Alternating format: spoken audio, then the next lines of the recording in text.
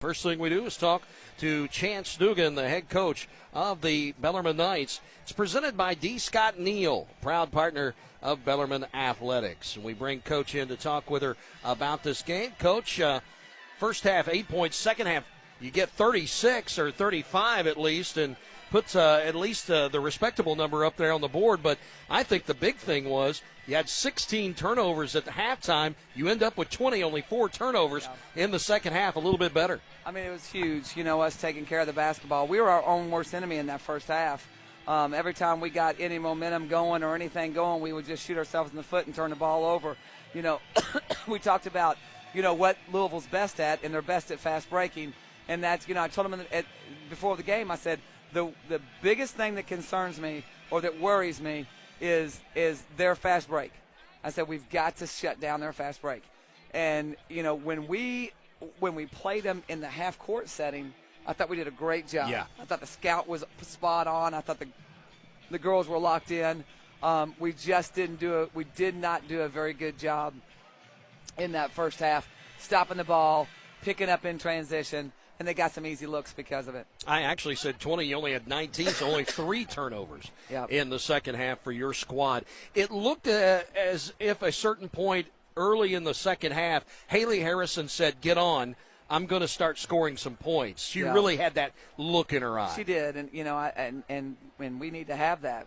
She needs to bring that every game. Because if she's scoring like that, and then Claire, I think picked that same vibe up and started shooting the ball, and her shots were going in, and that just opens up the inside. They were packing it inside, and I thought our bigs did a good job rebounding the ball.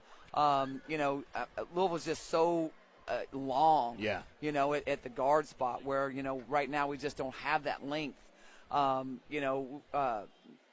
We've just, we've got, a couple more recruiting cycles and we'll be right there. But I thought our second half, our halftime adjustments were spot on.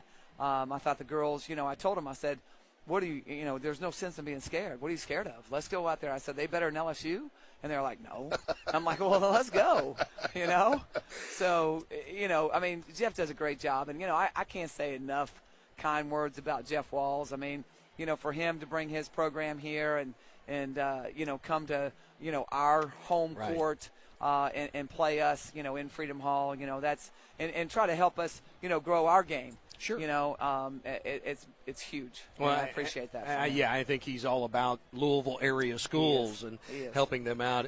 Nothing against Jayla Butler, but she, as you said in an earlier interview this season, she's one speed all the time. She's going at it, and I thought she calmed down in the second half. But I thought Mia Brown did some really nice things tonight. It won't show up in the box score, but she was more of a steady presence, I thought. I thought so, too. I thought that in the first half, she had a little bit of the turnover bug too, but in there in the second half, I thought she calmed down and kind of let the game come to her a little bit. And I mean, if those two can grow up in a hurry, right? Because we need them to.